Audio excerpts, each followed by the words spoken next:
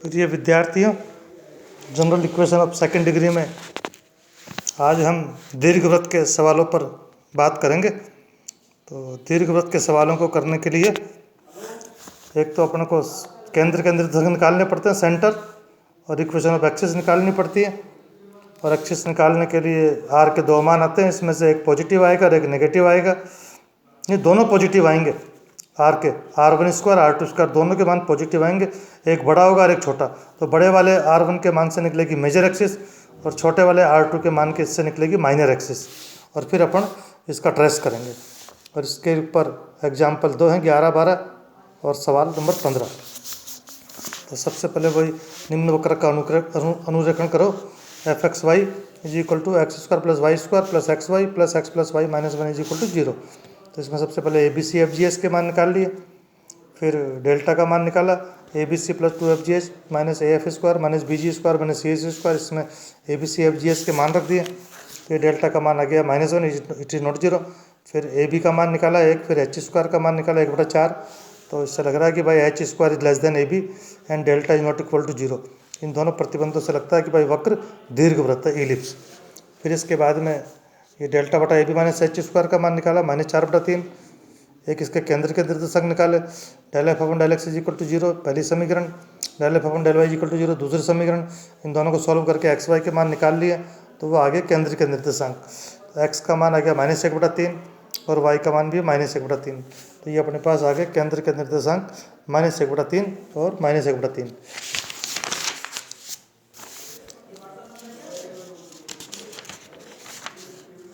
फिर केंद्र को मूल बिंदु मानकर सांख्यों का समीकरण निकाला। द्विघात के पद प्लस डेल्टा बटा AB माइनस H स्क्वायर = 0।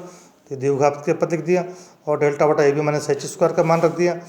और ये कांस्टेंट लेफ्ट से राइट में जाके प्लस हो जाएगा 4/3 और 3 राइट में 1 करने के लिए 4/3 का भाग लगा देंगे पूरी में। और ये कैपिटल A का मान आ गया 3/4, कैपिटल H का मान 3/8, B का मान 3/4।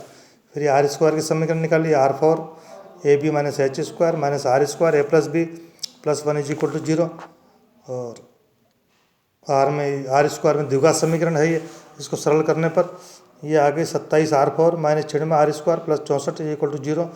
इसके फैक्टर कर दिए, तो R1 स्क्वायर एक मान आ गया 8/3 और एक आ गया 8/9। तो 8/3 ये बड़ा है, 8/9 छोटा, दोनों पॉजिटिव हैं। तो बड़े को मान लिया R1, छोटे को मान लिया R2।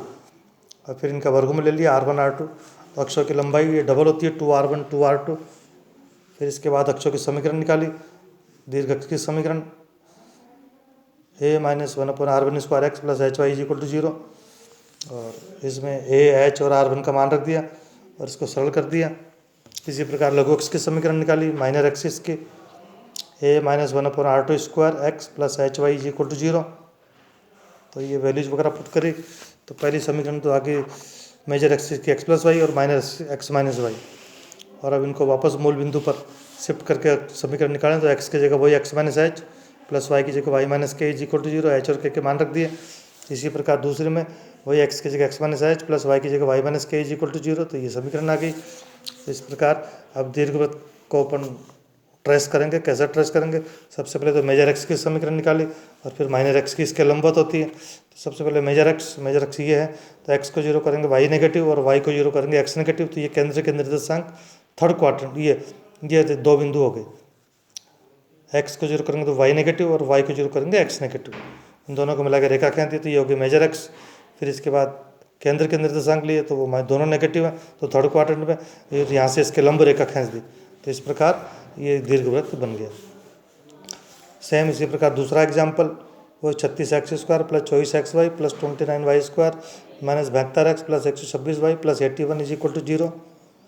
तो ये ABC FGS के मान निकाल लिए। फिर डेल्टा का मान निकाल लिया और डेल्टा का मान नॉट 0 आया। फिर AB का मान 1044 और H स्क्वायर का मान 144। तो H square less than AB और डेल्टा नॉट 0, इसका मतलब ये दीर्घवृत्त है, इलिप्स। फिर इसके बाद में डेल्टा बटा AB माइनस H स्क्वायर का मान निकाले, इसका मान आ गया -180। फिर del f/del x = 0 किया, del f/del y = 0। तो x और y में 2 समीकरण हो गई। इन दोनों को हल करके x और y के मान निकाल लिए। तो ये केंद्र के निर्देशांक आ गए, x का मान 2 और y का मान -3। फिर इसके बाद में केंद्र को मूल बिंदु मानकर सांख्यों का समीकरण निकाला।